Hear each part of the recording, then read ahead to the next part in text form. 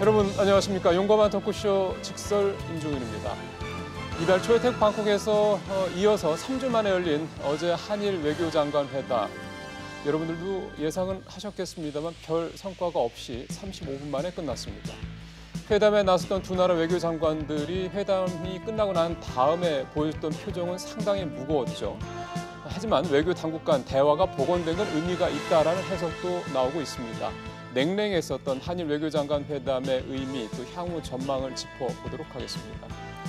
모레 24일이 만료일인 한일 간의 군사정보보호협정 GSOMIA 연장 여부에 대해서 빠르면 오늘 청와대에서 뭔가 결정이 나올 것 같다는 얘기가 계속 나오고 있습니다. 실제 그렇다면 왜 예정보다 일찍 이 문제를 결정하려는지 그 이유도 좀 살펴볼 필요가 있을 것 같습니다. 한미연합훈련 끝나고 스티브 비건 대북 특별대사도 한국에 들어와 있는데 북미 협상이 다시 열릴 분위기는 보이지 않습니다. 지난번같이 DMZ에서 추가로 만날 것이다 이런 부분에 대해서는 또 미국 쪽에서 선을 그었습니다. 북미 협상 어떤 상황인지 한번 진단해 보고요. 열릴 것인지 열린다면 실질적으로 이번에는 뭔가 진전이 있을 것인지 이 부분도 남북 대화 상황과 좀 연계해서 오늘 얘기를 나눠보도록 하겠습니다. 어제에서 오늘도 외교안보 쪽 좀 집중적으로 살펴보겠습니다. 세 분의 전문가 모셨습니다. 제 오른쪽으로 세종연구소 진창수 수석연구위원 나오셨습니다. 어서 오십시오, 박사님. 네, 안녕하십니까. 제 왼쪽으로 한국방연구원 연구위원 이호령 박사 나오셨습니다. 박사님, 네, 어서 오십시오. 안녕하세요. 마지막에 연세대 통일연구원 봉영식 박사 나오셨습니다. 박사님, 어서 오십시오. 예. 자, 영상부터 보시죠. 어제 한일 외교장관 회담 내용부터 먼저 들어보시고 토론 이어가겠습니다. 지난 1일 태국 방콕 회담 이후 20일 만에 다시 만난 한일 외교장관. 하지만 회담은 35분 만에 서로의 입장차만 확인하고 끝났습니다. 분위기가 좀 어떻습니까? 긴장하십니까? 지소미아는. 일도 없습니다. 회담에서 강용화 장관은 일본 정부가 28일 시행 예정인 화이트리스트 배제 조치의 철회를 요구했고 후쿠시마 원전 오염수 문제도 제기했습니다. 고노다로 일본 외무상은 강제징용 판결과 관련해 한국 정부의 대응을 요구했고 화이트리스트 조치에 대해서도 경제보복이 아니라는 기존 입장을 되풀이했습니다. 고노 외무상은 그러면서도 모레 만료되는 한일 군사 정보 보호협정 지소미아의 연장을 강조했고 강 장관은 검토 중이라는 원론적 입장을 전했습니다. 한일 장관은 상대국 주재 자국민의 안전을 보장해달라는 당부도 했습니다. 회담이 성과 없이 끝나면서 양국의 갈등 국면은 돌파구를 찾지 못하게 됐습니다. 다만 외교부 당국자는 양국의 대화 복원에 의미가 있고 앞으로 대화를 이어가자는 데도 공감했다고 전했습니다. 예, 종합을 해보면 일본의 경제보복 조치와 관련해서는 우리 쪽은 역시 재차 철회를 하라고 요구했지만 이에 대해서는 별 입장 바뀐 게 없죠. 과거사 문제에 대해서도 여전히 양측은 같은 얘기를 하고 있고요. 또 지소미아 건에 대해서도 역시 똑같은 입장이 반복이 됐습니다. 사실 이 내용들은 회담 전부터 어느 정도 예상을 했고 두 장관이 회담에 들어가기까지 베이징으로 출발하기 전부터 비슷한 내용을 이미 밝힌 바가 있어서 그만큼 성과에 대한 기대감이 낮았던 건데요. 대신 이제 대화는 계속하겠다. 이 부분은 좀 뭔가 좀 건질 수 있는 게 아니냐.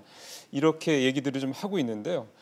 자, 이런 보도 내용들 이런 부분과 관련해서 이제 우리 세 분 전문가들은 어제 한일 외교장관을 어떤 측면에서 해석하고 계신지 얘기를 좀 들어보겠습니다. 우리 진 박사님부터 좀 말씀해 주시죠. 예. 저는 대화를 계속하고 있다는 것에 대해서는 말씀도 있었지만은 그건 좋은 것이라고 생각이 들지만은 대화가 지속해도 이 문제를 풀 수는 없을 것이다 이렇게 생각이 듭니다. 풀 수 없을 것이다. 없을 것이다. 왜냐하면 이 문제에 대해서는 정치적 결단이 필요한 문제죠. 정치적 결단은 대통령과 아베 총리가 해야 되는 부분이고 이런 정치적 결단을 기초로 해서 대화가 이루어져야 이게 실질적인 대화가 이루어질 수 있는 거죠. 지금의 현상에서는 상대방에 대한 자신의 입장을 주장하고 있는 서로의 입장을 주장하고 있는 측면이 강하기 때문에 이런 공개적인 회담이라든지 공개적인 이벤트에서는 문제를 풀 수가 없다. 이렇게 생각이 듭니다. 지금 진 박사님 말씀하셨던 정치적 결단에 대해서는 얘기가 조금 길어질 수 있으니까 다시 여쭤보도록 하겠습니다. 우리 유룡 박사님 어떻게 분석하셨어요? 네, 저는 이거 내용을 보면서 좀 재미있는 포인트 중에 하나가 중국과 우리는 과거를 강조를 했고요. 중국과 우리는. 네네. 그다음에 일본은 미래 협력, 한중일 간의 협력과 관련돼서 미래 협력에서 과거를 뗀 미래 부분을 강조를 한 거죠. 그러니까 실질적으로 국가 간의 관계 발전을 위해서는 모두가 다 현재와 미래 발전을 다 포커스를 두고 실용 외교를 추진을 해 나가야 되는데 그렇죠. 그거를 위해서 지금 우리 같은 경우는 굉장히 과거의 기초에서 과거의 치유 와 과거의 문제를 해결을 한 그 바탕 위에서 공고하게 미래로 나가자라는 해서 과거에 좀 방점이 가 있는 거고 일본 같은 경우에는 이제 그 부분을 빼고 미래만 강조를 하고 있는 거죠. 그러다 보니까 앞에서 진 박사님께서도 말씀하셨듯이 어떻게 보면 겉으로는 굉장히 유사한 맥락을 보이는 것처럼 보이지만 서로 방점이 이제 틀린 거죠. 그러한 부분에 있어서는 양쪽의 지도자의 정치적 결단이 필요한 거고 앞으로 우리의 후손들을 위해서는 정말 미래의 국가들 간의 이웃 국가들 간의 좋은 관계를 유지하기 위해서는 협력과 발전이 필요한 거죠. 사실 그거에 대해서는 뭐 한중일 세 나라 어느 나라 또 어느 국민이 또 반대하겠습니까? 당연하게 바라보는 방향은 같은 거죠. 봉 박사님은 어떤 포인트가 좀 잡히시던가요? 네, 저도 그 진창수 전 소장님하고 의견을 같이 하는 것이 그것을 봤습니다. 그 신각수 전 주일대사 또 외교 차관을 지내신 분이 이런 얘기를 하셨어요. 7월달에 이제 긴장이 고조되니까 특사 파견을 할 때가 아닌가라는 기자의 질문에 특사 파견이 중요한 것이 아니다. 네. 특사가 어떤 메시지를 전달할 것인가 그렇죠. 그리고 어떤 그 소위 훈령이라 그러죠. 최고 지도자의 의중을 가지고 협상을 할 수 있는가. 그것이 중요한 것이지 자꾸 만난다 그래서 분위기가 좋아지진 않을 것이다. 그러니까 실무자들 간의 협상은 별 의미가 없을 것이다. 아니요. 실무자들 간의 협상도 의미가 있을 수 있죠. 하지만 지도자가 최고 지도자가 어떤 방향으로 어떤 결론을 내겠다는 결심이 쓰지 않는 한 그런 작은 그 스텝들도 조정이 될 수가 없는 것이죠. 예를 들자면은 이제 김정은 위원장이 과연 비핵화의 결단이 있는가, 어떤 비핵화 구상을 가지고 있는가가 잡혀져 있지 않는다면은 북한 관리와 우리 대한민국 정부 관리 그리고 미국 관리가 아무리 실무 협상을 한다 그래도 계속 쳇바퀴를 돌 수밖에 없는 것이거든요. 영변이 어디냐, 영변을 어떻게 정의할 것인가. 결국 이 문제도 북미 협상이나 남북 대화처럼 탑다운 방식이 불가피하다 이렇게 보면 되겠군요. 탑다운 방식이 아니더라도 탑에 어떤 뭔가가 있어야 된다. 결심이 있어야 되는데 그 시기가 언제가 될지는 아직 좀 불확실한 것 같아요. 알겠습니다. 그러면 이제 결국 이제 세 분 다 같은 말씀을 해주셔서요. 그러면 이제 양측 정상들이 과연 이제 어떤 정도까지 좁혀줘야지 실무 협상에서 실마리를 찾아서 결국은 이제 나중에 최종적으로 그 정상 간에 뭐 사인이 됐든 뭐가 됐든 간에 이제 이 문제에 대해서 두 나라 뭐 국가 또는 이제 국민들 간에 이제 더 이상 이제 이런 필요 이상의 소모적인 그런 감정 낭비, 에너지 낭비를 하지 않겠느냐 이 부분에 대한 얘기를 좀 들어보겠습니다. 역시 진 박사님께서 아까 정치적 결단이 필요하다는 말씀을 명시적으로 해주셨기 때문에 박사님 생각하시는 건 어떤 겁니까? 그러니까 정치적 결단이 필요한 이유는 한일 관계는 이게 국민들 사이에 사실은 감정이 격화돼 있죠. 격화돼 있고 그리고 그것에 대한 그 방향을 어떻게 잡을 것이냐가 가장 중요하다는 거죠. 그런 의미에서 우선 의지를 가져야 된다. 의지. 그러니까 누가 의지를 가져야 된다. 그러니까 그 최고의 리더가 정상들이 의지를 가져야 되는데 의지는 왜 가져야 되느냐면 한일 관계를 관리를 해야 될 것이다라는 의지를 가져야 된다는 거죠. 그래야만이 그 의지를 가지고 관리하기 위해서는 구체적인 방법, 실용적인 방법들이 많이 남아 있죠. 그 중에서 이제 선택을 해야 되는데 그 선택을 두 번째는 이제 선택이죠. 의지를 가지고 선택을 하게 되는데 그 선택을 하기 위해서는 이전과 조금 다른 문제가 뭐냐면 이번 정부는 피해자 중심주의를 외치고 있기 때문에 피해자들하고 여러 가지 대화를 해야 되는 거죠. 설득을 해야 되고 설득하는 과정이 시간이 걸릴 수밖에 없는 거죠. 그러면 거기에서 어느 정도 나름대로 그 컨센서스가 이루어지면 그것을 방안을 두고 그다음에 이제 생기는 것이 전략을 가져야 되는 거죠. 일본과 어떤 프로세스를 통해서 어떤 로드맵을 통해서 이 문제를 해결할 것이냐. 이런 세 가지의 단계에 나름대로의 그 문제 해결 그 방식이 가져야만 일본과의 관계에서도 올바른 교섭이 가능하다. 그런 의미에서는 저는 생각에 의지는 밝혔다고 봐요. 네. 왜냐하면 8.15의 경축사에서도 경축사에서 우리 문 대통령의 말씀을 보면 대화를 하겠다는 의지를 가지고 있는 거죠. 근데 의지만 가지고 되는 것이 아니라 그 다음에 그것을 어떤 방식으로 할 것이냐 선택을 해야 되고 예. 그 선택하는 과정에서 국민들을 설득할 수 있는 능력을 또 가져야 되는 거죠. 이런 복잡한 단계가 있는데 저는 생각할 때 일단 의지를 가졌으니 그 다음부터는 예. 정부의 여러 가지 관료라든지 또는 다양한 형태의 한국에서 일본과의 파이프라인을 갖고 있는 정치가라든지 이런 분들이 지금 좀 노력을 해야 될 시기가 예. 아닌가 이렇게 생각이 듭니다. 2015년 12월 28일 그 위안부 합의 때는 사실은 피해자들과 정부가 말씀하신 설득 네. 작업이 없었죠. 그래서 그 결과가 상당히 네. 큰 파장으로 이어졌고 그 합의에 대해서도 문재인 정부 들어서 이제 사실상 네. 파기 네. 선언까지 이렇게 나오게 된 셈이고 사실상. 그러면 지금 진 박사님 말씀하시는 피해자 설득이라는 게, 그러니까 우리가 일본과의 본격적인 어떤 그런 어떤 협상에 앞서서 우리 내부적으로 우리 피해자들 설득해야 된다는 말씀은 어떤 걸 의미하시는지 조금만 더 부연해 주시면 그러니까 좋겠습니다. 그 작년 2018년 10월 달에 대법원 판결이 나왔죠. 예, 예. 그때부터 사실은 정부는 좀 더 적극적으로 이 피해자들과의 관계에서 여러 가지 대화를 했어야 된다고 봅니다. 근데 뭐 했을 거라고 생각이 들고 그렇다고 해서 피해자 단체가 그것에 전체적으로 정부를 입장에 따라서 움직이지는 않을 거라고 보는데 그렇지만은 지금의 상황은 피해자 단체들도 있지만은 전 국민들이 이 한일 관계로 인해서 피해를 보게 되는 상황이 오게 된 거 아니겠어요. 그러니까 이제는 피해자들이 늘어나고 있다는 사실이죠. 늘어나고 있기 때문에 이제는 어느 선에서 결단을 할 수밖에 없다. 한일 관계를 좀 더 지속적으로 전쟁을 하는 방향으로 갈 것인지 아니면 이것을 통해서 관리를 해서 여기서 어느 정도 스탑을 하고 미래를 만드는 작업으로 갈 것인지에 대한 선택의 순간이 맞다는 거예요. 이전보다 훨씬 그 선택의 순간이 우리한테 중요하게 됐다. 그런 의미에서 피해자 단체 설득은 물론 필요하고 그러면서 국민적 합의를 이루는 네. 여러 가지 노력이 필요하지 않느냐라는 거. 알겠습니다. 자, 이 얘기는 이제 우리 또 이 박사님 또 홍 박사님도 어떤 정치적 결단이라는 부분에서 구체적으로 어떤 아이디어를 갖고 계신지 말씀 좀 들어봐야 되겠는데 이 박사님은 어떤 생각을 하고 계세요?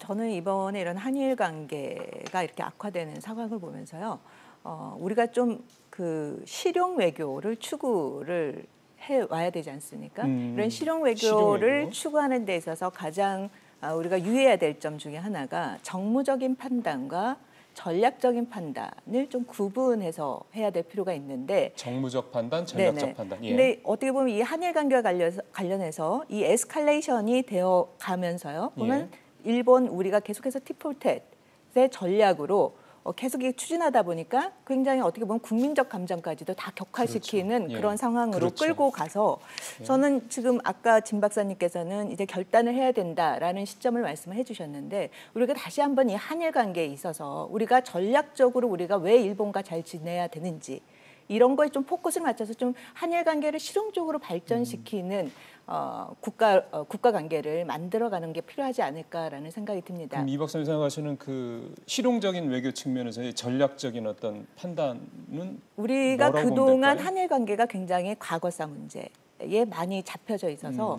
우리가 경제, 안보, 과거사 문제를 어떻게 보면 병행해서 진행을 시켜왔죠. 그러니까 아무리 과거사 문제가 뭐 이렇게 발목을 잡는다 할지라도 안보 문제라든지 이런 거는 좀 독립을 시켜가지고 병행으로 추진해 왔었는데 이번에 그 화이트리스트 의 배제, 굉장히 일본이 이런 걸 보면 어떻게 다 엮는데 우리가 같이 반응을 이렇게 하는 거라고 볼 수가 있습니다. 그러니까 아베도 한일 관계에 있어서 굉장히 정무적인 판단을 많이 여기다 집어넣은 거죠. 그렇죠. 그러다 보니까 우리도 같이 대응하는 과정에 있어서의 정무적 판단이 같이 부여되면서 한일 간의 지금 가장 문제점 중에 하나가 왜 지도자의 결단이 필요하냐면 일본도 그렇고 우리도 그렇고 한일 관계에 있어서 지금 굉장히 정무적 판단이 둘 다 많이 들어가 있다. 이런 부분에 있어서 국가의 발전과 앞으로 미래 세대를 위해서 생각을 해본다면 우리의 실용 외교를 추진해 나가는 데 있어서 전략적 파트와 정무 정무적인 판단을 좀 구별을 해서 분리를 시켜서 좀 나갈 필요가 있다라는 생각이 듭니다. 알겠습니다. 우리 봉 박사님은 정치적 결단, 특히 이제 탑에서의 어떤 그런 부분들은 구체적으로 어떤 식으로 가는 게 적절하다고 보시는지? 역사적인 사례가 있죠. 그 진창수 박사님께서 이제 국민적 합의를 만들어내는 것이 중요하다 했고 저도 전적으로 동의합니다. 근데 그 순서에 대해서는 좀 그 탄력적으로 접근해야 될 수 있다 이렇게 말씀드리겠습니다. 즉 국민적인 합의가 뭐 1이다 2다 이렇게 딱 정해진 다음에 지도자가 그렇게 결단하고 정책을 수립한다. 이건 사실상 어렵죠. 다원화된 민주 사회니까요. 여기서 이제 정치 지도자의 이제 판단과 결심이 그래서 더 중요합니다. 그래서 우리 역사를 보면은 그런 적이 몇 번 있었죠. 1965년도에 박정희 대통령이 일본과 국교 정상을 하겠다. 사실 그때 국민 여론은 긍정적이지 않았지 않습니까? 그렇죠. 그래도 결단을 했죠. 그 결과는 이제 시청자 여러분께서 다 판단하실 것이라고 믿고 또 한 번 중요한 정치 지도자의 결단이 있었던 것이 98년이었습니다. 김대중 대통령이 오부지 총리가 대통령 당선된 다음에 그 한일 어업협정 개정을 포함해서 일본과의 관계를 개선해야 된다. 그때도 국민 여론은 그렇게 긍정적이지 않았습니다. 그렇지만 그 결과는 국민 여러분들이 잘 판단하실 것이라고 생각하고 마지막으로 또 정치 지도자의 행동이 한일 관계를 굉장히 어렵게 만드는 단초가 된 경우도 있죠. 이명박 대통령이 갑자기 독도를 방문했다든지 박근혜 대통령 시절에 아베 총리가 진정한 사과를 반성을 먼저 표하기 전에는 정상회담을 하지 않는다 그랬는데 그 결과가 과연 얼마나 긍정적이었는지 그렇죠. 이런 것을 다 종합적으로 판단해 본다면은 정치 지도자가 언제 결단을 해야 되고 왜 결단을 해야 되고 어떤 결과를 기대하면서 결단을 해야 될지에 대해서 간접적으로 좋은 참고 자료가 되지 않을까 싶습니다. 예, 세 분 말씀을 쭉 들어봤습니다. 어쨌든 그 정치적 결단, 특히 이제 정상이 만약 이렇게 질질 끄는 상황을 계속 가져가는 게 한일 두 나라의 국가적인 차원은 뿐만이 아니라 국민들의 어떤 상대국 국가 또 국민에 대한 이 감정 자체가 상당히 좀 부정적으로 가는 걸 우리가 지금 이미 목도하고 있기 때문에 어느 정도 이제 정리가 필요하다는 부분에서는 세 분 다 같은 말씀을 해주셨는데요. 결과적으로는 좀 정부 쪽에서 나온 얘기들 좀 몇 가지 좀 말씀을 좀 드려보고 싶습니다. 하나는 어제 김상조 정책실장이 방송기자 클럽 토론회에서 언급한 내용을 좀 말씀을 드리면요. 10월 달에 일본 왕의 즉위식이 한일 관계의 중요한 포인트가 될 거다라는 얘기를 했고요. 다음 달 일본이 개각을 할 것으로 예정이 돼 있는데 그 개각 이후에 대화가 재개될 걸 예상한다. 이런 얘기를 했습니다. 먼저 이 김상조 실장의 이 얘기를 그냥 뭐 어디 클럽에 인터뷰한 정도의 얘기로 보고 그러기에는 좀 시기적으로 상당히 좀 의미가 있는 것 같아서 이 얘기를 좀 한번 해석을 해보겠습니다. 진 박사님은 정부 지난 아까 말씀드린 대통령의 경축사 내용에 이어서 김상조 실장의 이런 내용들 뭔가 좀 방향이 같은 방향이라는 생각이 좀 들어서요. 10월 달까지는 휴전할 가능성이 높죠. 그런 의미에서. 한일 관계는. 왜냐하면 일본 측에서 보더라도 일단 천황 즉위식이 있으니까 거기에 맞춰서 여러 가지 우호적인 관계를 선전을 하고 싶은 거죠. 그런 의미에서 한일 관계가 좀 더 격화되는 것은 바라지 않을 거라고 보고 그런 의미에서 약간의 이제 시기가 냉각기가 온 거죠. 그렇죠. 우리한테도 온 거고 일본한테도 온 거니까 그동안에 여러 가지 외교적 교섭과 대화를 하는 수면하에서 노력을 하면 나름대로 성과를 가질 수 있는 시기라고 생각이 들고 그리고 더 중요한 것은 9월 달에 이제 내각을 바꾸잖아요. 내각을 바꾸게 되면 거기에서 제일 먼저 우리가 알 수 있는 것은 아베가 정말로 헌법 개정에 몰입을 할 것인지 아닌지를 알 수 있는 거죠. 그 개각을 하는 그 상황을 보면 어떤 사람들이 새로 들어오냐 나가느냐에 따라서 왜냐하면 현재 그 헌법 추진 본부장이라는 분은 굉장히 많은 그 대외적인 발신을 하고 있지만 실질적으로는 하지 않는 사람이죠. 헌법 개정을.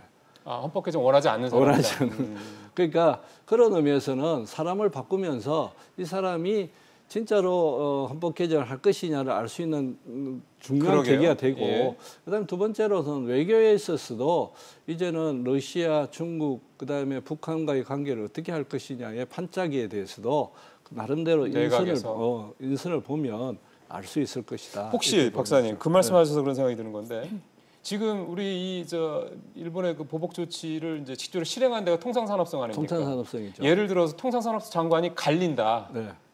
라면 그러면은 이제 이런 무역 보복 조치에 대해서는 일본이 더 공격적으로 앞으로는 하지 않을 수도 있다 이렇게 해석을 해도 되는 겁니까? 저는 그 무역 보복 조치에 대해서는 통산성의 마피아들을 중심으로 해서 특히 관제에 있는 사람하고 이게 어느 정도 비밀리에 추진된 거죠. 비밀리에 추진된 거고 그리고 아베 의중이 어느 정책보다 많이 들어가 있는 정책이죠. 그렇기 때문에 아마 당분간은 지속될 거다 그렇게 보고 있고 장관도 안 바뀌고 그런데 이제 그 당분간 지속되는데 문제는 개별 규제를 하기 때문에 그렇죠. 개별 규제에 대해서 정부가 얼마만큼 개입을 할 수 있느냐 없느냐가 관건이 되는 거죠.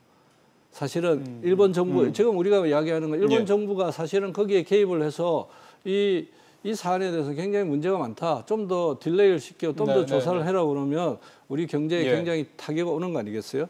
이제 그런 의미에서 이제 정부가 개입을 하게 되는데 그것은 10월 달까지는 아마 그렇게 개입할 가능성이 적다. 그러면 그렇게 봐야 되겠죠.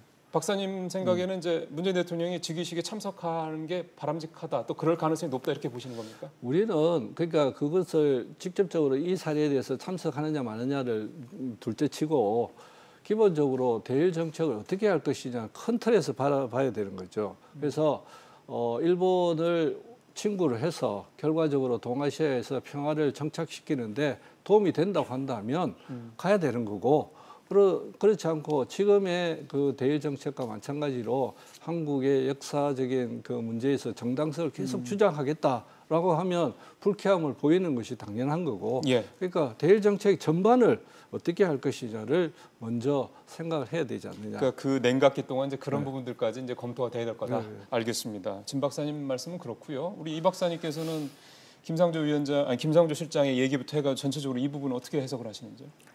글쎄요. 일단 9월, 10월 그러니까 한일 관계도 그렇고요. 뭐 남북 관계도 그렇고 북미 관계도 그렇고 뭐 다 보면은 특정 시점이 되면 다 냉각기를 갖고 그 다음이 되고. 그러니까 문제의 포인트는 뭐냐면 그렇게 해서 해결이 되느냐 안 되느냐 여부인 거죠. 그렇죠.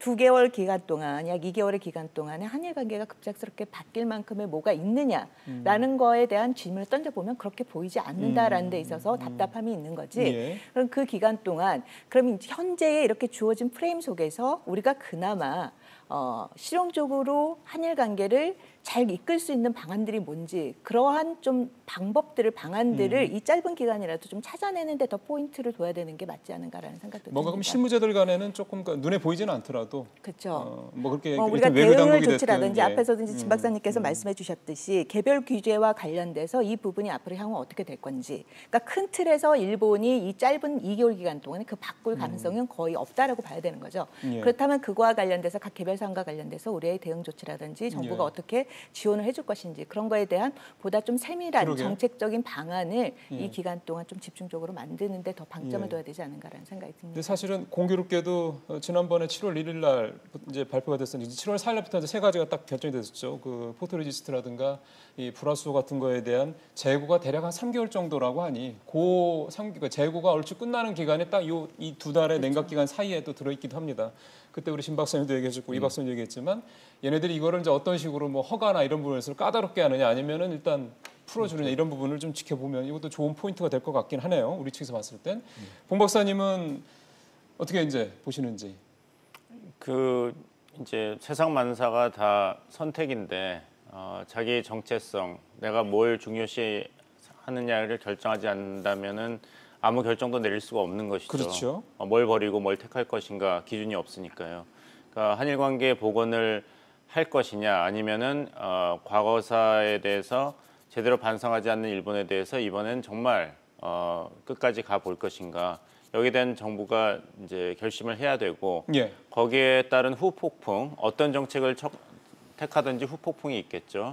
그것을 감내할 준비가 되어 있는가 결기가 있는가 여기에 따라서 이제 전략이 정해질 것 같습니다. 근데 지금 시기가 돌아가고 있는 것이 이런 수출 통제에 관련된 시간표도 있지만 또 하나는 이제 신일철 이제 죽음이라든지 일본 기업에 대해서 이제 배상 문제에 대한 집행 그 자산을 매각을 해서 그렇죠. 국내에 있는 걸. 그 프로세스가 시작되는가 이것도 일본이 계속 주시하고 있다고 저는 봅니다. 그러면, 만약 그것이 시작된다면은 일본 정부 입장에서도 한국이 또 한 번 레드라인을 넘은 거거든요. 최종 레드라인은 아니더라도. 그렇죠. 그러니까 거기에 되면 이제 일본이 어떤 대응을 하지 않을까 이런 것도 우리가 예상을 해야 되겠고 예. 결국에 가서는 우리가 어떤 증후를 치료하는 것은 한계가 있습니다. 근본적인 문제 해결을 해야 되는 것은 뭐냐면은 과연 우리 정부가 일본이 이야기하는 대로 1965년도 합의에서 어떻게 개인 청구권 문제를 규정하였는가에 대해서 양측이 같은 의견을 낼 수가 있는 것인가. 그것이 안 된다면 문제의 근본적인 해결은 안 되는 것이죠. 우리는 그것은 이제 합의 협상 대상이 아니다라는 입장이지만 일본은 우리와 그 한국과의 입장 차이가 너무 크다. 65년 체제에 대한 해석이 너무 다르다. 이런 주장이기 때문에 그 문을 열 것이냐 말 것이냐 이것이 문재인 정부가 앞으로 결정해야 될 굉장히 중요한 이슈라고 생각합니다. 예. 이게 65년도에 이제 그때는 정부 차원에서 이제 협상을 해서 이제 결론이 나온 게 한일 청구권 협약이고 한일 이제 기본 협약 그거죠. 여기서 말씀드리는 건 뭐냐면은 이 정부가 국내 이제 국민들을 상대로는 그 우리 정부의 입장을 충분히 얘기할 수 있습니다. 계속 얘기할 수 있습니다. 근데 그거는 그거고 외교는 상대가 있으니까요. 예, 우리 주장이 A, B, C, D다 이렇게 얘기를 했을 때 일본이 그것을 받아들이지 않는다면은 이 현 상태에 대한 변화를 기대하기는 어려운 것이거든요. 예, 거기에 또 하나 제가 생각하는 변수는 사법부의 결정을 가지고 일본 측에서 이제 이거를 자꾸 이제 뭐 어떤 소위 말해서 정부적인 판단을 자꾸 한다면 이거는 또 다른 문제가 있어서 그 부분도 좀 역시 또 변수가 되겠다라는 생각도 좀 들었네요. 요 질문 하나만 더 우리 진 박사님한테 여쭤보고 중국 얘기를 좀 이따 잠깐 좀 해보겠습니다. 어제 식약처에서요 일본산 17개 품목의 수입식품에 대해서 안전점검을 2배로 강화하겠다는 발표를 했습니다. 내동 조용하다가 뭔가 좀 갑자기 분위기가 조금 대화 쪽으로 가는 상황에서 어제 식약처의 발표가 혹시 이거는 짧게 말씀해도 되는데 이 분위기에 찬물을 끼얹거나 이러지는 않을까요? 전 찬물을 끼얹을 가능성은 있다고 봐요.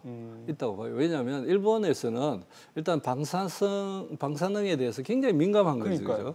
그리고 자국의 식품에 대해서 안전하지 않다는 것을 한국이 주장하고 있는 거니까 굉장히 민감한 사건이고 그렇기 때문에 이게 정부 내에 역할 분담을 하는 것은 중요한데 그래도 어느 정도 보조를 맞춰서 가는 게 필요하지 않느냐. 8.15의 경축사에서는 대화를 하겠다고 대통령께서 말씀을 하시고 다른 분야에서는 다른 이야기를 한다는 것은 우리의 정부가 무엇을 생각하고 있는지를 명확하게 알려주지 못하고 있지 않느냐 이런 생각이 듭니다. 사실 어제 식약처의 발표는 좀 그 비판을 좀 받고 있는 이유가요. 그동안 내동 조용하다 왜 지금 말씀드린 대로 좀 분위기가 조금 이제 가라앉으니까 지금 이걸 얘기하느냐 그 부분도 좀 있고요. 사실은 또 그만큼 국민들이 그동안 이 부분에 대해서 많은 문제 제기를 해왔던 부분에 대해 어떻게 보면 정부의 답변이기도 합니다. 시기적인 문제에 대해서는 뭐 사실은 전문가분들께서 생각들이 좀 다르실 거기 때문에 이 문제는 혹시 더 코멘트하실 분 없으시면 넘어가겠습니다. 자, 중국 얘기를 좀 일단 하고 한일 외교장관 얘기를 좀 마무리해야 될 게 이제 한중일 세 나라 장관들이 만났고요. 엊그제죠. 그제는 이제 우리가 이제 우리 강경화 장관이 왕이 장관이랑 또 먼저 또 만났죠. 거기서 이제 왕이 장관이 했던 얘기가 할 일을 하겠다 이런 얘기를 해서 이거에 대한 의미 해석들이 좀 있습니다. 중국이 과연 중재 역할을 할 수 있을 것이냐, 미국이 그거를 좌시할 거냐, 뭐 이런 얘기도 있고 그래서요. 이건 각각 하나씩 여쭤볼 텐데 우리 이 박사님한테는 중국이 그럴 만한 역할을 할 수 있겠느냐라는 부분을 좀 여쭤보고 싶습니다. 네.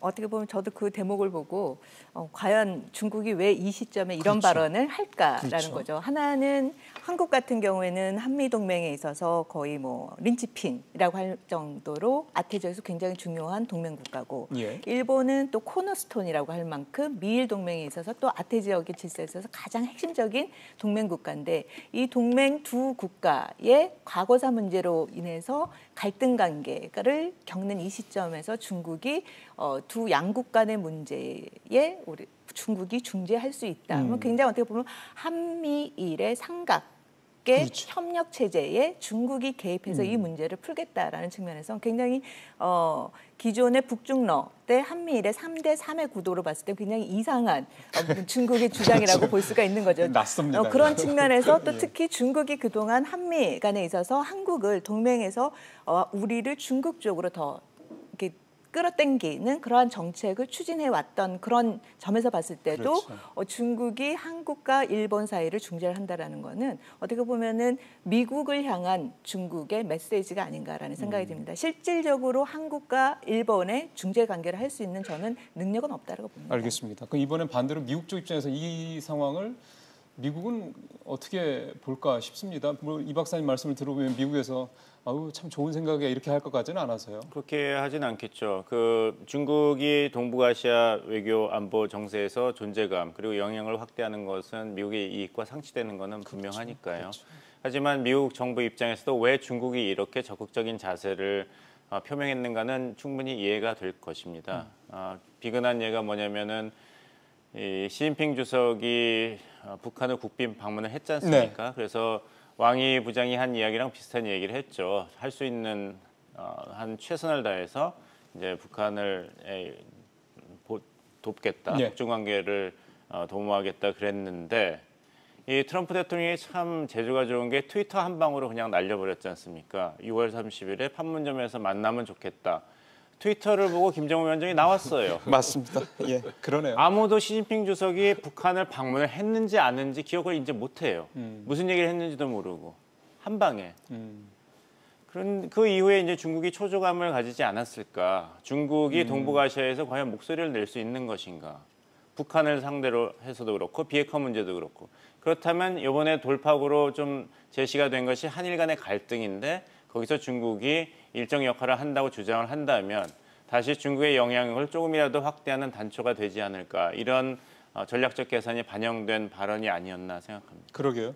그러니까 미국은 어쨌든 만약에 우리 이제 이 박사님께서는 그럴 능력이 없다라고 사실 거의 단정적으로 말씀을 하셨기 때문에 봉 박사님께서는 그러면 이제 그 질문에만 하나만 짧게 중국이 그럴 만한 여지가 있다, 비집고 들어갈 틈이 있다 이렇게 생각하십니까? 저는 굉장히 어렵다고 봅니다. 중국 입장에서는 그 위협은 할 수 있죠. 한국과 일본을 향해서 INF 조약도 폐기가 됐으니까 미국의 중거리 미사일을 한국과 일본에 배치한다면 중국은 좌시하지 않겠다.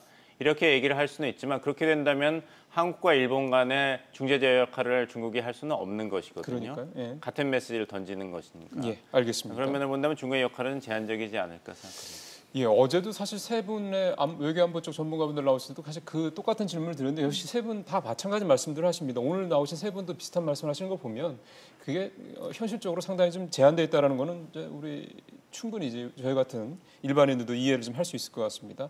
지소미아 얘기로 이제 넘어가겠습니다. 갑자기 이제 어제부터 기사가 나오기 시작하더군요. 오늘 원래 24일이 이제 끝나는 날인데 그 전에 당일이 아니라 그 전인 오늘쯤 한일 간의 군사정보보호협정 지소미아를 연장할지 말지 여부를 정부가 발표를 하겠다 이렇게 얘기를 해서요. 의미를 좀 한번 짚어봐야 될 것 같습니다. 이 얘기는 우리 이효령 박사님부터 먼저 좀 여쭤보겠습니다. 네네. 무슨 어떤 배경이 있을까요?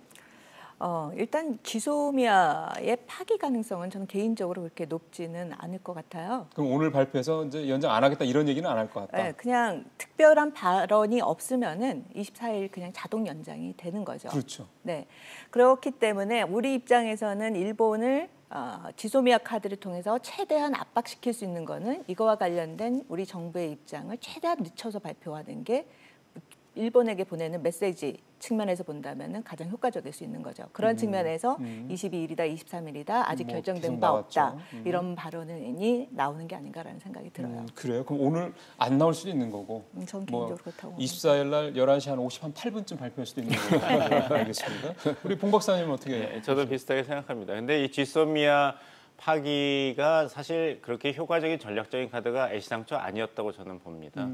이거는 자해적인 그런 카드였고 그 효과를 너무 과대평가한 것이 아닌가. 이것이 문재인 정부의 초기 대응의 큰 실책 중에 하나가 아니었나 생각합니다.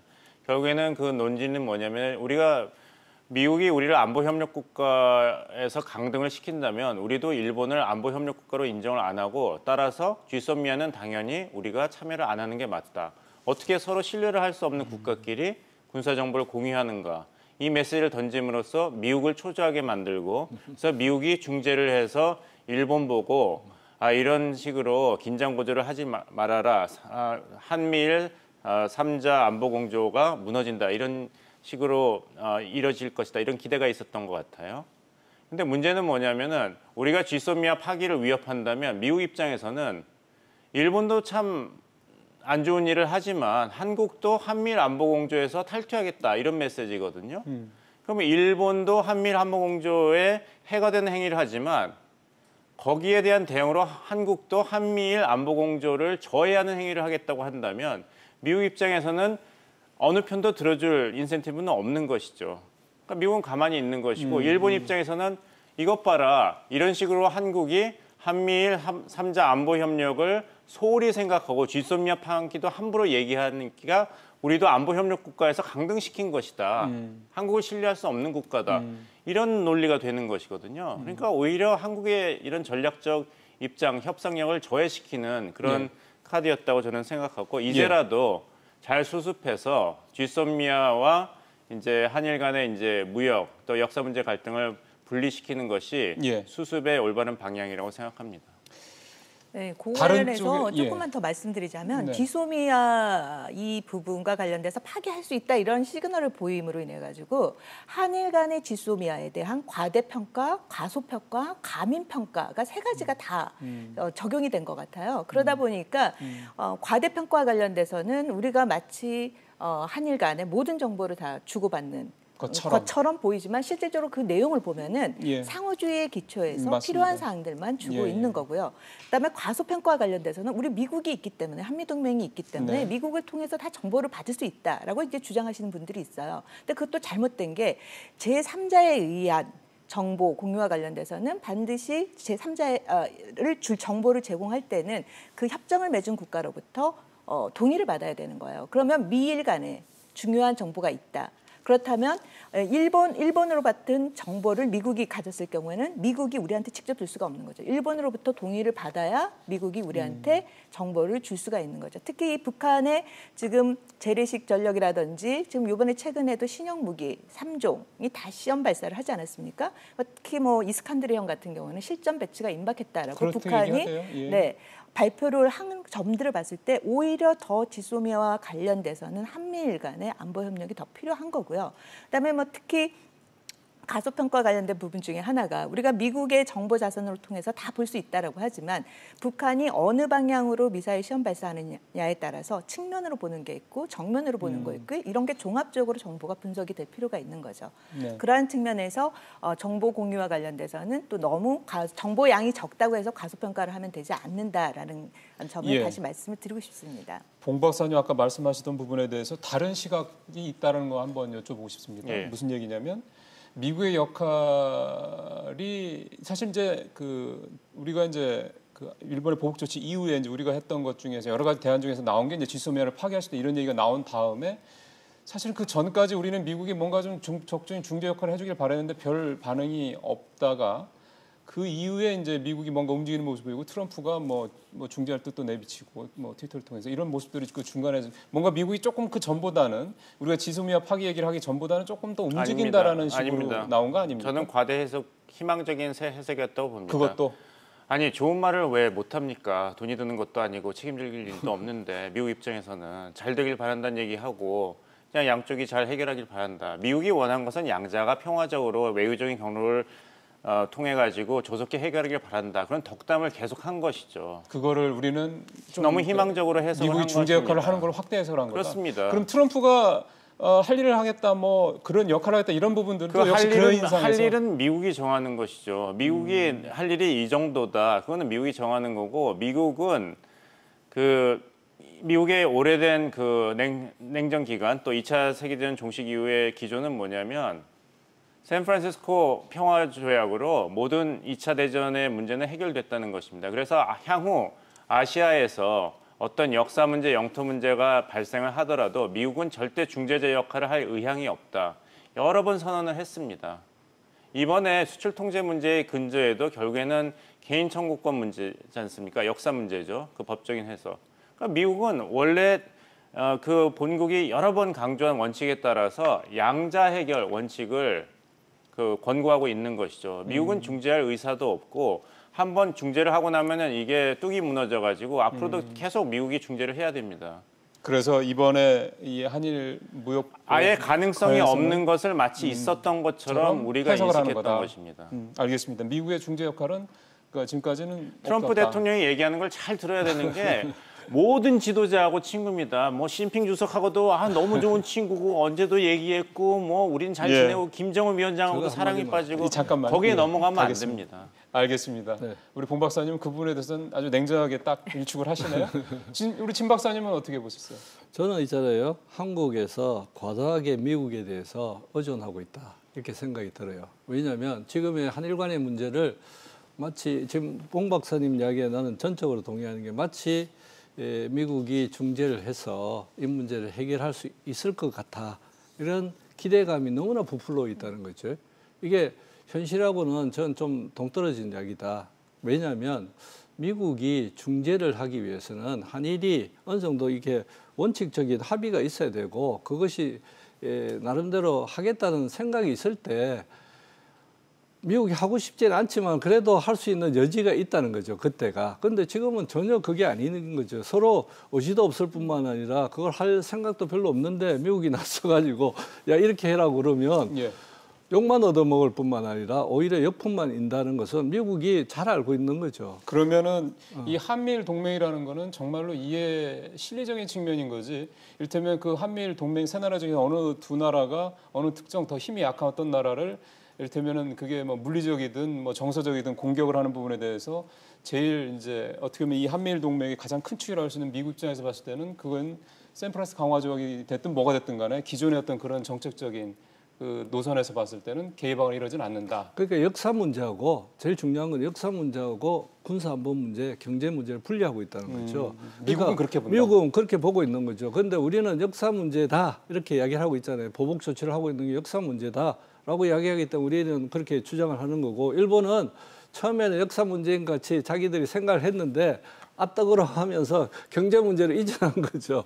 그러니까 일본은 죽어라 경제 문제다라고 이야기하고 있는 거고 서로 입장이 다른 거예요. 그런 입장에서 갑자기 미국이 야 둘이 모여 그래서 한미를 생각해서 서로 입장을 좀 완화하는 게 좋겠다 이런 이야기는 할 수 있으나 거기에 중재안을 낸다든지 뭘 하겠다는 것은 저는 그리고 미국이 개입했다고 가정을 하더라도 우리한테 꼭 유리하지는 않았다고 저는 생각합니다. 어떻게 했겠습니까? 미국이 그러면 한국과 일본을 불러다가 이렇게 문제가 시끄러운데 문제가 뭐냐? 그러면 일본 입장에서는 사실 우리가 경제 문제로 프레임을 했지만 근저에는 이 개인 청구권에 대해서 한국이 다른 입장을 표하기 때문에 우리가 압박을 가한 겁니다. 한국도 그렇게 얘기하겠죠. 일본이 안보 문제를 핑계 삼아서 우리를 역사 문제에 대해서 왜곡된 그런 결정을 강요한다. 그럼 미국 입장에서는 그래? 그러면 중요한 거는 역사 문제네. 그럼 역사 문제 1965년도 개인 청구권 문제 협정을 해결해. 이게 우리한테 과연 유리한 그런 미국의 개입인지. 한국 정부의 입장은 1965년도 개인 청구권 문제가 한국 법원의 판단에 따라서 이렇게 결정됐다는 것이고 일본이 그거를 거부하는 거 아닙니까? 근데 그것을 다시 하라는 미국의 압박이 들어온다면 그것이 과연 우리가 원하는 방향의 미국의 중재의 역할인가 한번 우리가 가정 삼아서 생각해 볼 필요가 있습니다. 그러게요. 어쩌면 좀 우리와 일본 간의 외교 갈등의 핵심이 이 한일 청구권 문제, 65년 체제하고 독도 문제인데 이 독도 문제도 그렇고 한일 청구권 문제도 그렇고 다 미국이 사실은 여러 가지 역할을 했다는 게 역사적으로 증명되고 있는 상황이다 보니 어찌 보면 미국의 또 이런저런 얘기를 예전과 달리 바꾸는 것도 어떻게 보면 쉽지 않겠다라는 생각도 좀 해봅니다. 어쨌든 지소미아 연장과 관련된 부분에 대해서는 오늘 뭐 정부가 발표한다는 게 공식적으로 오늘 하겠다고 얘기가 나온 건 아닌데요. 그런 얘기가 있어서 오늘 그 부분에 대한 세 분의 얘기를 좀 들어봤습니다. 여기에 미국의 역할이 과연 적절한 거냐 이런 부분까지 말씀을 좀 들어봤습니다. 확실히 이게 이제 외교안보 문제에서 국민들의 감정과 어떤 부분은 좀 확실히 좀 차이가 좀 있다라는 생각을 다시 한번 좀 해보게 됐습니다. 마지막으로 이제 비건이 와 있기 때문에 이제 북미 협상 얘기 또 안 해볼 수 없죠. 북미 협상 얘기 하다 보면 또 남북 대화 얘기 또 안 할 수 없고요. 이 문제를 또 이어가 보도록 하겠습니다. 오늘 오전에 북한 외무성이 한국군이 F-35 스텔스 전투기를 추가 배치한다라는 걸 이제 얘기를 하면서 군사적 위협을 동반한 대화는 흥미없다, 대화 동력이 떨어졌다 이런 얘기를 했고요. 어제 노동신문에서는 한우회담 처음으로 미국을 비방하는 내용을 또 발표하기도 했습니다. 한미연합훈련이 이제 끝났는데 우리는 한미연합 끝나면 갑자기 북미회담도 확 신미협상 열릴 날짜 잡을 것 같고 남북대화도 열릴 것 같다고 생각을 많은 분들이 하셨는데 분위기는 완전 사뭇 다르게 가네요. 이 얘기를 좀 해보도록 하겠습니다. 이 박사님부터 먼저 요즘 이 상황에 대해서 어떤 판단이 드시나요? 저는 북한이 해왔던 언술에 우리가 말리면 안 된다라고 봐요. 그러니까 이게 한미연합훈련 중단과 대화를 연계시켜 왔던 게 오늘 내일의 일이 아니었던 그렇죠. 거죠. 예. 그러니까 김정일 시대 때도 그랬고 김일성 시대까지 거슬러 올라갈 수 있고요. 김정은 체제에 와서도 이 한미연합훈련 부분이 한미연합훈련을 중단을 해야 비핵화와 관련돼서 우리가 핵실험과 이런 걸 중단을 하겠다라고 예. 이야기해서 우리가 기동성과 관련된 한미연합훈련을 중단을 했더니 그다음에 너희는 이름만 바꾸고 뭐 다른 뭐 내용의 변화가 없지 않느냐 해서 또 한미연합훈련을 갖고 물고 늘어지고 있는 거죠. 그리고 우리가 F-35A 들어오는 것과 관련돼서도 계속해서 대화를 하는 국면 하에서 이것도 군사합의와 파기다라고 이제 강조를 해요. 그러면서 또 한편으로는 올해 8번의 북한의 미사일 시험 발사가 있지 않았습니까? 5월부터요. 그렇죠. 5월부터 지금까지 8차례 미사일 시험 발사가 있었는데 이거와 관련돼서 북한이 발표하는 발언들, 예. 그다음에 김정은이 현장 지도를 하면서 강조했던 내용들 예. 이런 거를 쭉 돌이켜보면 거기에 내용이 뭐라고 되어 있냐면요. 예. 우리는 끊임없이 국방의 자위력을 강화하기 위해서 더 많은 무기를 계속해서 개발을 해야 된다라고 강조를 하는 거죠. 예. 그러니까 본인에 관련된 거는 자위력 강화고 또 이거와 관련된 군사연습도 지금 북한에게 강조를 하고 있는데 반면 우리한테는 우리가 어떤 새로운 무기 체계를 도입한다든지 이런 거와 관련돼서는 군사 합의서를 이행하지 않은 것이다라고 적대적이다라고 이야기를 하면서 계속해서 기존의 과거에 반복했던 패턴으로 가고 있다. 물고 늘어지는 거죠. 한미연합훈련 연습을 갖고. 그러면 대화를 할 의지가 북미 협상이든 남북 대화든 의지가 진짜 여기 멘트대로 동력이 떨어졌다. 별로 의지가 없다. 이렇게까지 보면 될까요? 저는 아니면 전략적인 측면? 기본적으로 북한은 큰 그림 하에서는요. 상대적으로 그동안에 핵 문제, 핵 능력 강화를 시켜서 북미 간의 대화의 프레임을 만들었고 그리고 이거를 하면서 한국 간에는 재래식 전력에 있어서 만약 여기가 동결이 되거나 뭔가가 된다면은 남북 간의 재래식 전력의 차이를 극복을 못하겠죠. 그러한 측면에서 좀 시간 벌기가 필요한 거죠.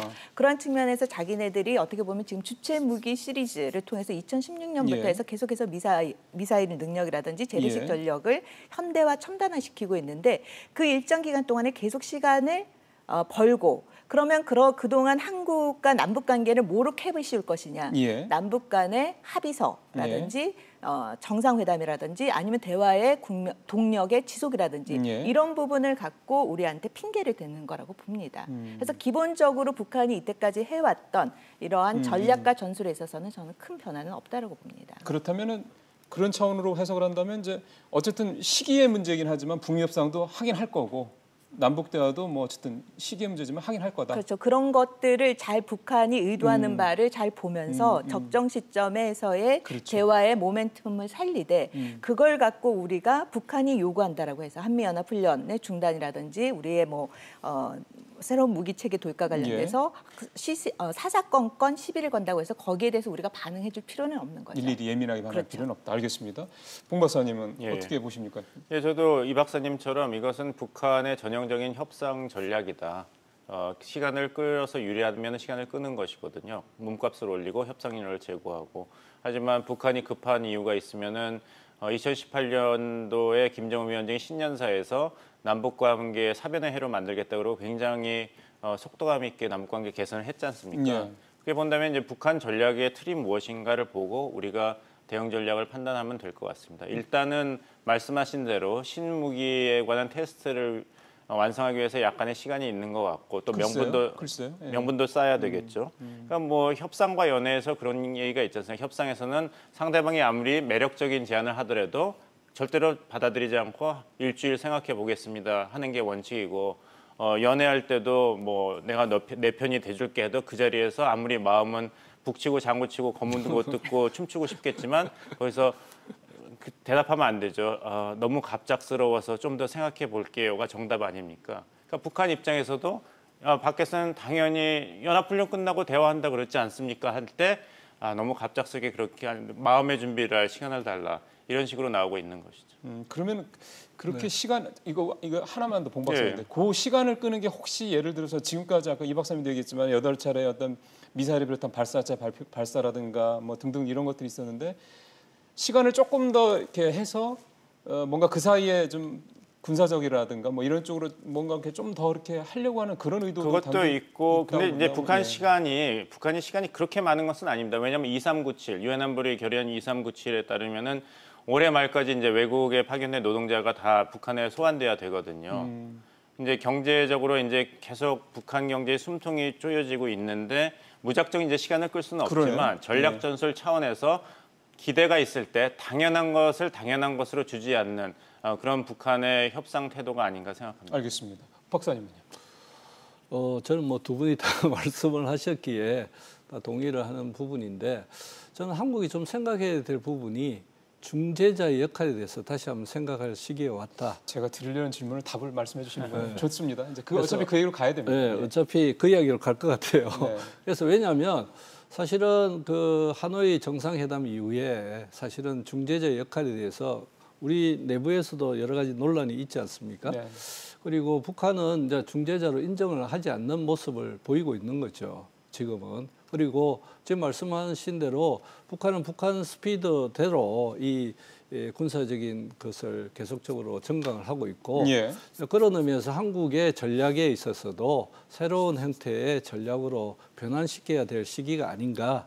아까 우리 이호령 박사님 말씀대로 북한도 그렇게 준비를 하고 있으면 한국도 거기에 맞춰서 준비를 해야 되고 그러면서 한국이 지금까지 중재자의 역할을 북한과 미국과의 관계를 서로 붙여주는 역할을 해왔잖아요. 그거 예. 어느 정도 성공을 했고 지금은 이제 성공을 한 이후에는 두 국가가 직접 대화를 하겠다는 형태로 나오게 된 거죠. 예. 여기서 제일 중요한 것은 한반도 문제를 미국과 북한이 해결을 한다는 것은 한국에서는 너무나 문제가 많다라는 것을 분명히 해야 되는 거죠. 그러니까 이제는 사실은 지금까지는 북미가 같이 협상을 하는 것이 안 되기 때문에 한국이 삼자적인 입장에서 그걸 연결해 줬는데 이게 이제 한국 입장은 너 빠져. 그러고 나서 두 사람이 한다는 거는 우리로 봐서는 우리의 문제를 미국과 북한이 같이 해결해서 예를 들어서 ICBM이 미국에 도달하지 않으면 괜찮다라든지 이런 문제가 되면 우리한테는 너무나 큰 과제가 되기 때문에 이제는 어떠한 형태로든지 적극적으로 관여를 해야 된다. 알겠습니다. 관여를 하는 방법을 우리가 개발할 때다. 이렇게 생각합니다. 예. 그게 뭐 중재자 역할이 됐든 뭐였든 우리 진 박사님 말씀은 북미 간의 회담이 이루어져서 거기서 뭔가 한반도 관련된 중요한 결정들이 우리의 의사가 별로 반영되지 않은 상태에서 결정되지 않았으면 좋겠다라는 말씀으로 이해를 하면 되는 거죠. 사실은 최근 특히 이제 하노이 회담 이후에 북한이 이 북미 협상이라든가 남북 대화에서 보여온 모습을 뭐 남북 대화 이루어진 건 아닙니다만 모습을 보면은 이렇게들 요약들을 하시는 분들이 계시거든요. 선미 후남. 일단 미국이랑 북한이 먼저 좀 뭘 하고 그 다음에 이제 뭐 한국이 뭐 껴줄지 말지를 이제 판단하겠다. 뭐 이런 식으로 해석하는 분들도 좀 있어서요. 결국은 그렇다면은 우리의 중재자 역할, 문재인 대통령이 계속해서 주창했던 중재자 역할에 힘이 빠지는 거 아니냐, 사실상 무의미해지는 게 아니냐 이런 지적도 사실 내부적으로는 있습니다. 근데 오히려 이렇게 좀 북미 협상이 계속 지연이 되고 뭔가 이렇게 돌파하고 잘 안 보인다 그러면 오히려 중재자론이 다시 부각될 수 있는 건 아니냐라는 생각도 좀 들어서요. 네네. 선미 후남이라고 말씀해 주셨는데 어떻게 보면 선미 용남이라고 볼 수가 있는 거죠. 용남이요? 네, 남한을 이용하다. 이용할 용자 써서. 선미 용남이라고 볼 수가 있는데 항상 북한이 그 전에 평화협정과 관련돼서 70년대 논의를 보면요. 1970년대 보면은 북미 간의 불가침 협정을 맺자라고 먼저 이야기를 했어요. 이 역사를 돌이켜 보면 항상 북한이 어떻게 보면은 이 평화 체제로 만들어가는 이 한반도 구상이라든지 이런 데 보면은 한국을 항상 빼고 미국과 직접 거래를 통해서 뭐를 하겠다. 예전부터. 네. 그리고 이제 시기가 지나다 보니까 근데 실질적으로 그게 현실 가능성이 떨어지다 보니까 이제 한국이 들어와서 같이 하자라는 쪽으로 논의가 되고 지금 또 북미 간의 정상회담을 해보니 마치 한국이 없어도 잘할 수 있을 것만 같은 이제 그런 것이 되다 보니까 지금과 같은 상황에 이르렀다라고 볼 수가 있는데요. 결국은 이 한반도의 평화와 안정의 문제는 결국에는 남북이 직접 풀어야 되는 문제인 거죠. 그렇죠. 그래서 남북이 직접 풀어야 되는 문제이기 때문에 여기에서 그렇기 때문에 우리의 입장이 굉장히 중요하고요. 그러한 관계에서 한반도가 궁극적으로 평화로 정착화시켜 나가기 위해서는 결국에는 중국과의 관계, 미국과의 관계, 일본과의 관계 여기에 있어서 북한이 제대로 문제를 못 푸니 여기가 우리가 좀 도와주는 역할을 한다라고 봐야 되는 거죠. 그래서 궁극적으로는 말이 뭐 중재자, 촉진자라고 뭐 다양한 말들이 있지만 중재자, 촉진자가 아니죠. 우리가 당사자로서의 한반도의 평화와 안전의 문제를 리드를 해 나가야 된다라고 봅니다. 근데 그 부분에 대해서는 사실은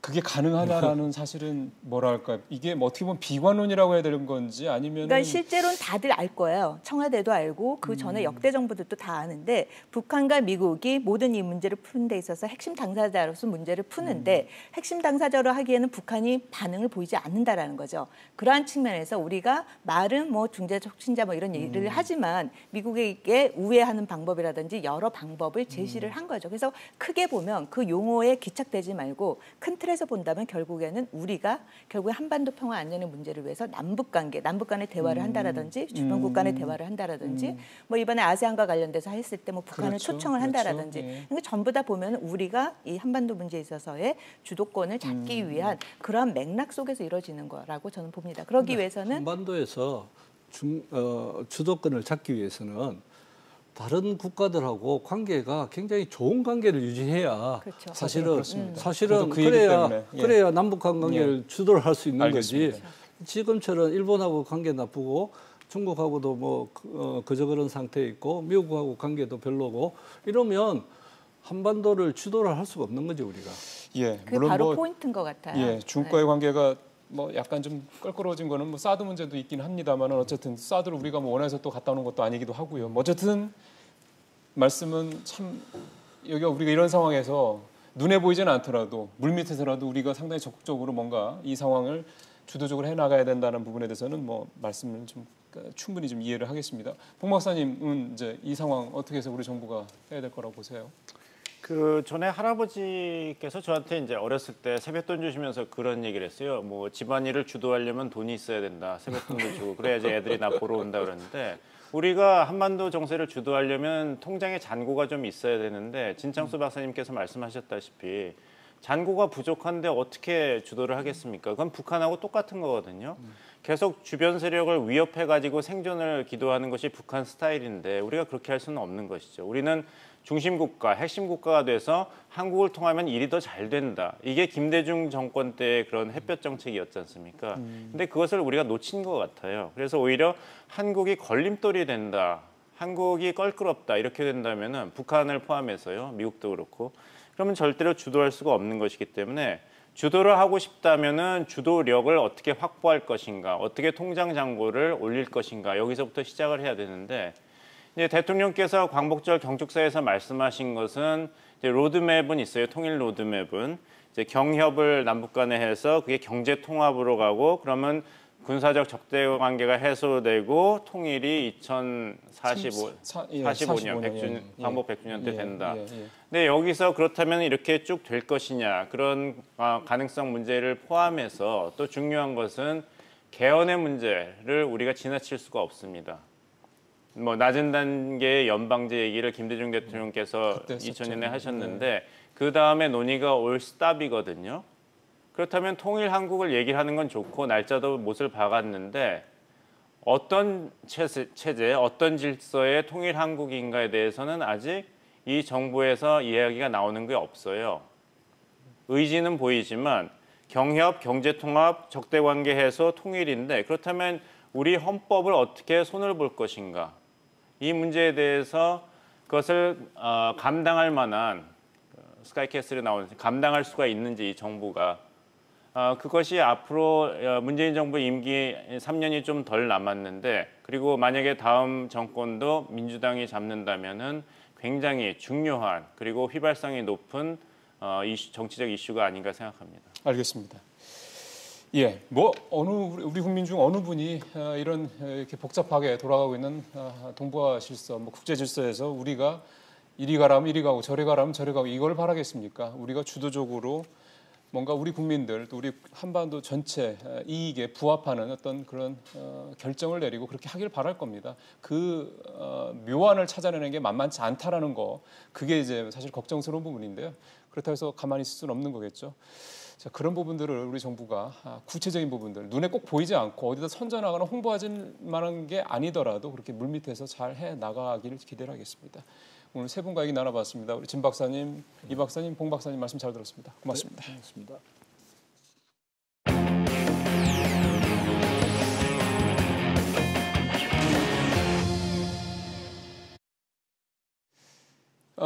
오늘도 이슈 따라잡기에서는 법무부 장관, 조국 법무장 후보자와 관련된 의혹을 가지고 시작을 좀 해봐야 되겠습니다. 먼저 준비된 영상을 보실 텐데요.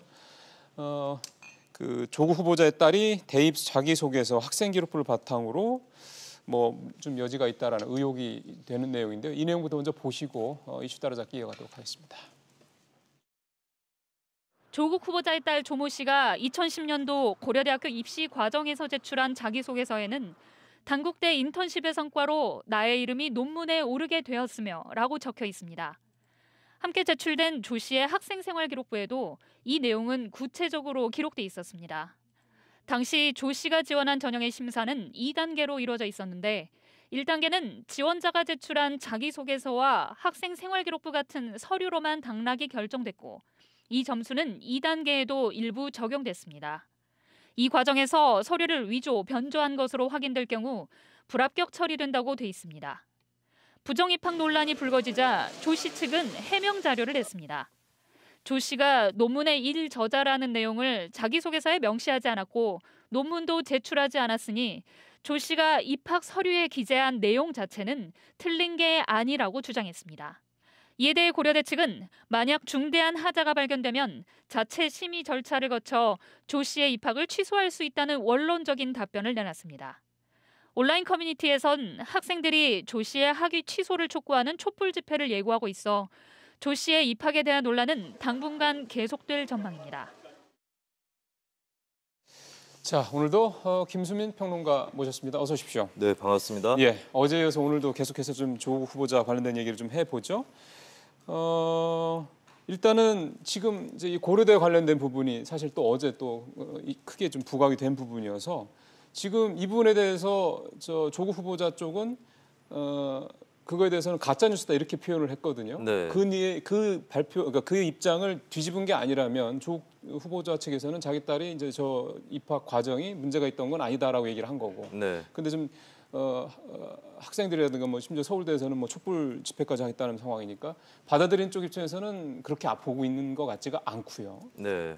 일단은 이제 조국 후보자의 딸이 대학교 전형에 응시를 할 때는 논문을 가지고 독자적으로 뽑는 그런 전형은 없었습니다. 그래서 논문을 제출한다거나 이런 일은 없었고 이제 생활 기록부라든지 또 자기소개서 이런 데에 이제 논문 활동에 참여한 이력이 있다라는 건 조국 후보자 딸이 밝혔죠. 그렇겠죠. 대신에 자신이 무슨 어떤 논문의 제일 저자였다 이렇게 밝히지는 않았기 때문에. 그러니까 자기소개서나 그런 면접 과정에서 그런 얘기는 없었다는 말씀이죠. 예, 그렇습니다.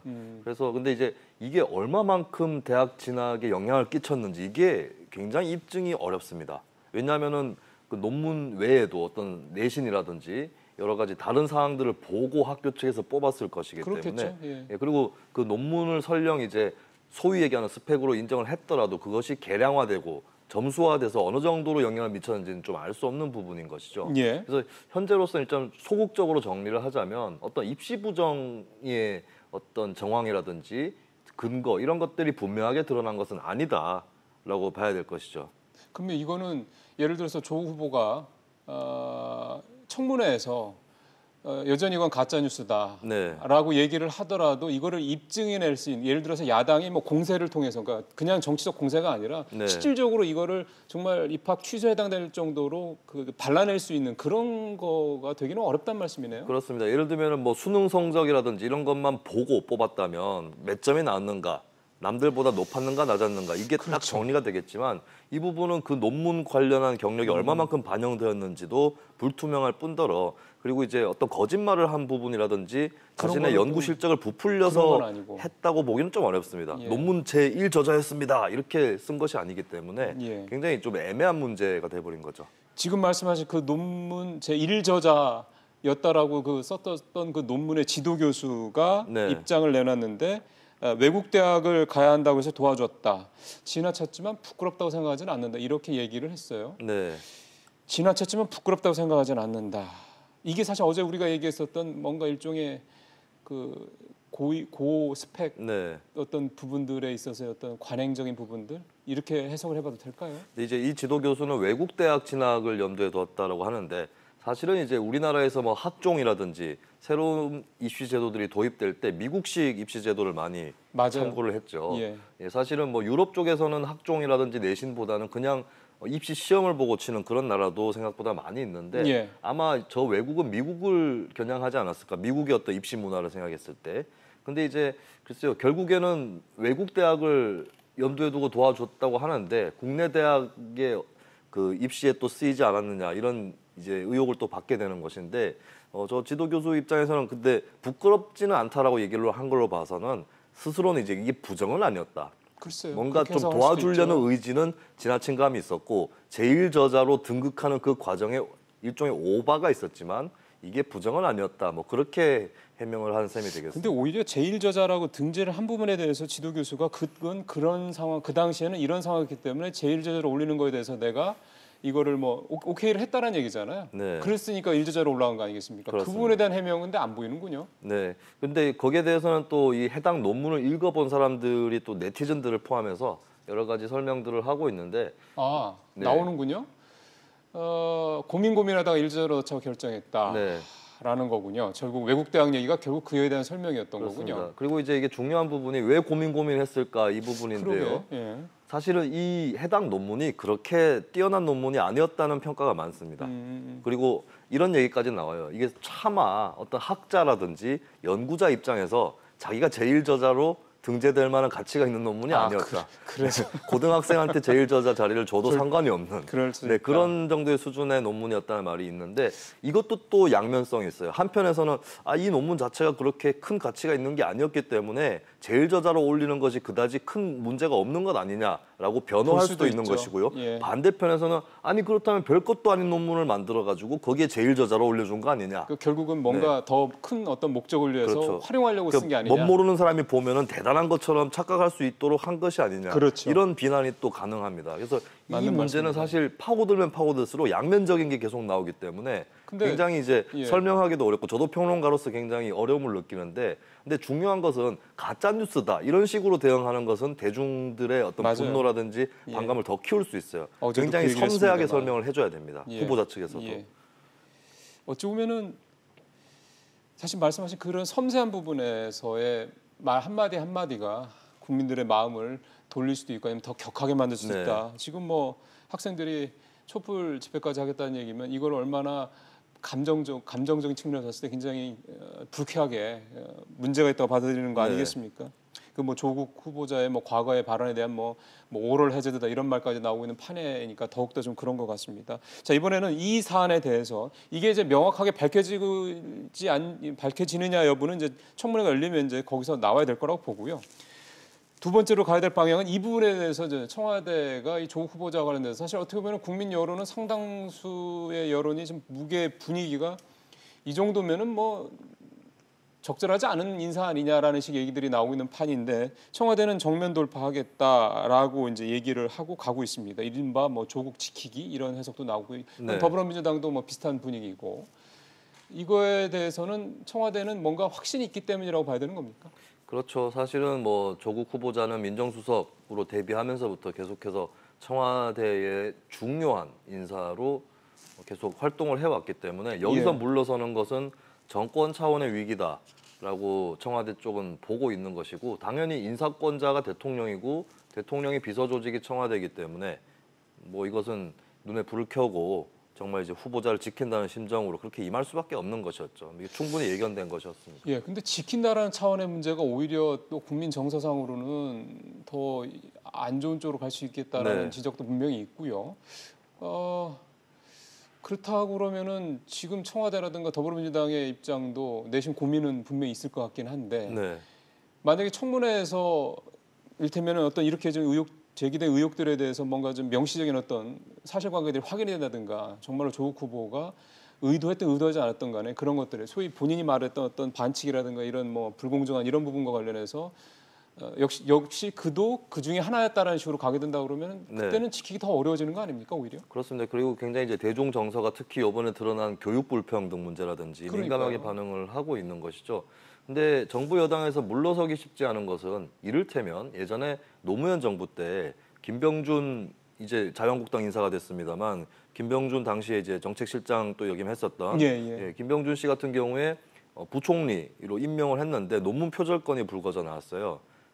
근데 그 당시에는 이제 일단은 자리에서는 내리는 것으로 하고 근데 큰 문제는 없었다라고 털어주는 식으로 넘어갔는데 이번 경우는 만약에 조국 후보자가 낙마를 하게 되면 다른 자리에도 곤란한 사람, 국회의원 또 시켜서는 안 될 사람, 대선 주자로서는 끝 이렇게 그냥 매장당하듯이 갈 가능성이 대단히 높기 때문에 정부 여당 입장에서는 일단은 지켜야 한다라고 생각을 하는 것 같고 청문회도 아직까지 시한이 남아 있고 그리고 이제 어떤 의혹이라든지 이런 것들이 강하게 한방처럼 딱 오는 것이 아직은 없다고 판단을 하는 것이니까. 스모킹 거는 없다고 보는 거군요. 네, 그래서 이제 현재로서는 일단 지킨다라고 보고 있는 것이죠. 예, 지금 표에도 나옵니다만은 이번 사안과 관련해서 여론조사 결과를 보면 특히 젊은 층의 그 부적절한 입장이 상당히 훨씬 더 많다라는 걸 좀 확인할 수가 있어서요.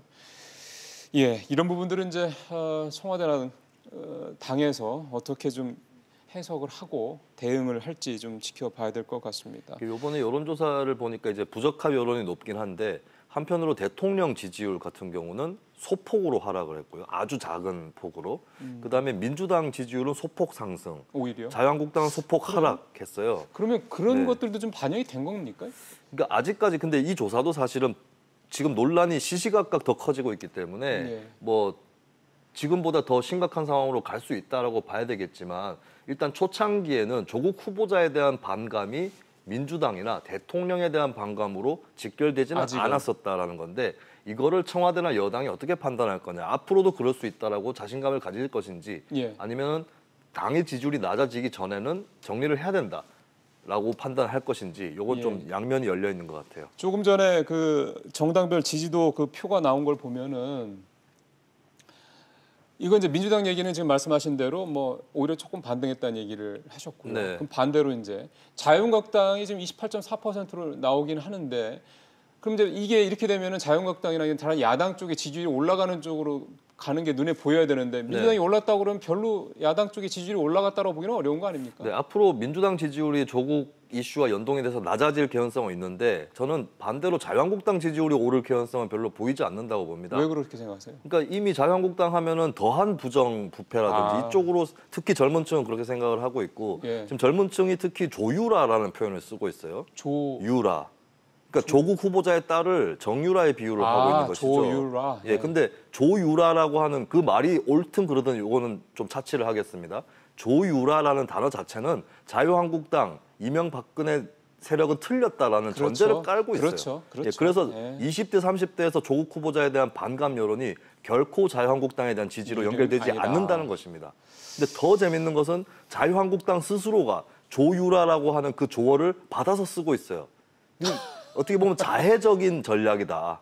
예, 좀 이해할 수 없는 전략입니다, 사실. 우리 김수민 평론가가 한국당이 하고 있는 여러 가지 행태들에 대해서 자해적인 일을 하고 있다라는 표현을 사실은 저하고도 방송하시면서 여러 번 말씀하시는데 이번에도 역시 그렇습니다. 그러니까 본인들은 여전히 뭐 얘기가 좀 너무 엇나가는 것 같긴 합니다만 여전히 그 탄핵 이런 부분에 대해서는 여전히 받아들이지 않고 있다라고 국민들이 해석을 하게 만드는 그런 일들이군요. 자유한국당 나름대로는 민주당 너희도 문재인 정부 너희도 우리랑 똑같은 그런 길을 밟아서 망할 것이다 이렇게 저주를 하는 셈인데 그러는 과정에서 본인들의 자신의 아픈 과거를 국민들 앞에서 다시 상기시키고 있는 어리석은 전략을 펴고 있는 거죠. 그러게요. 그래서 그런지 문득 그런 생각이 드는군요. 이렇다면 어쩌면 집권 여당의 지지율도 저 정도고 그다음에 야당은 야당으로 역할을 제대로 못하고 있는 상황이고 그렇다면 정치권도 지금 뭐 정치개혁 특위가 있어서 선거제도 개혁 뭐 이 부분이 지금 패스트트랙으로 넘어가 있긴 합니다만 네.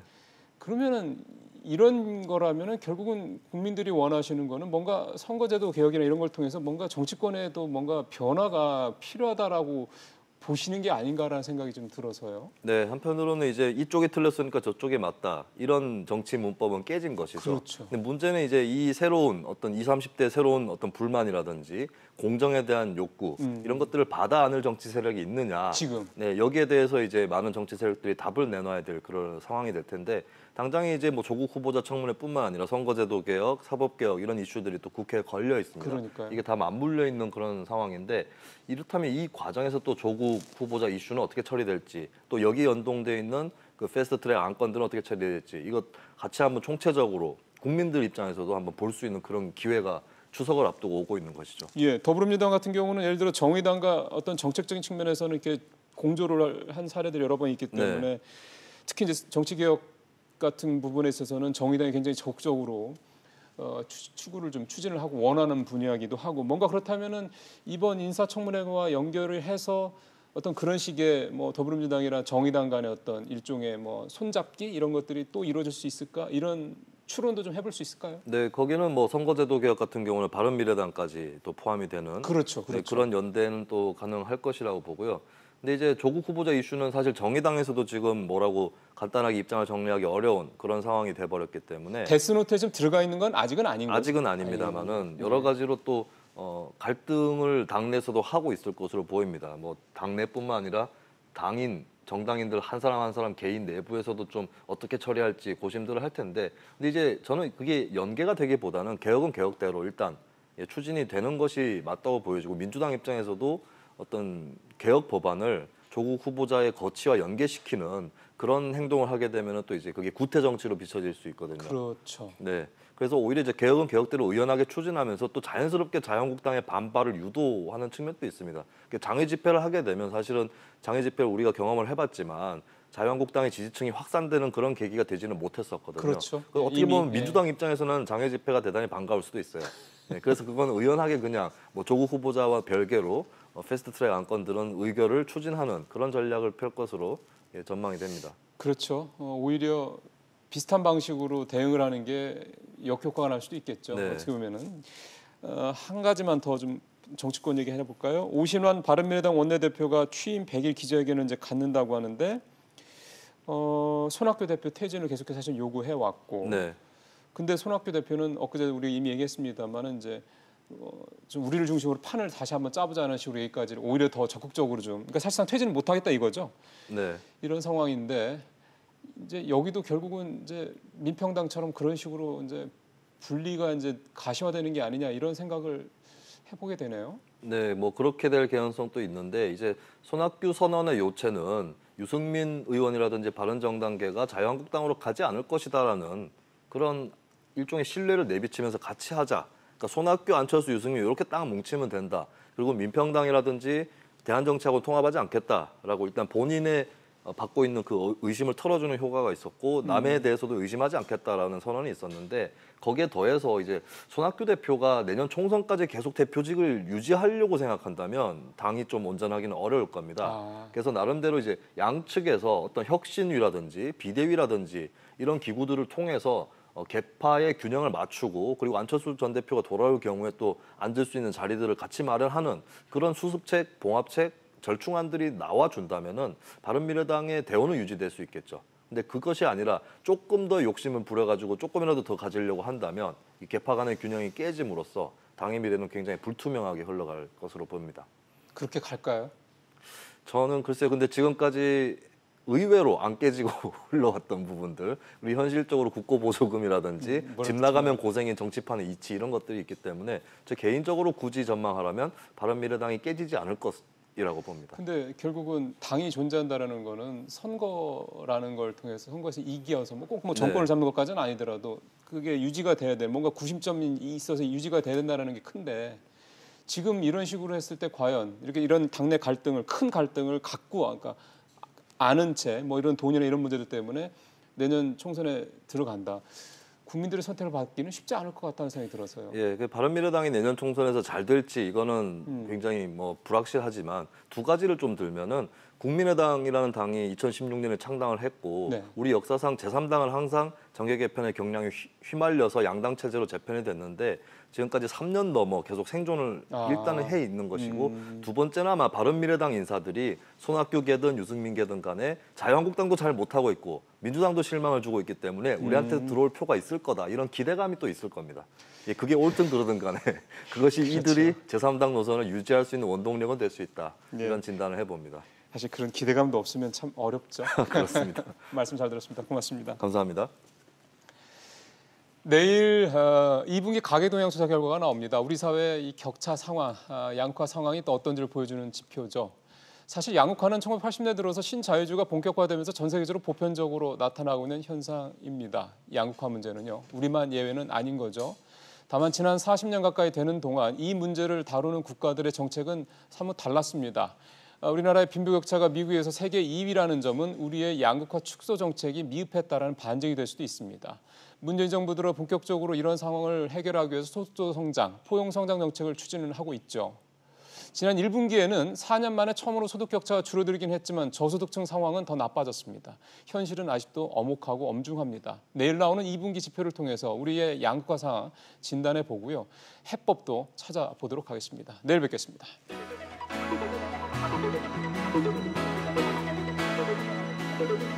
Thank you.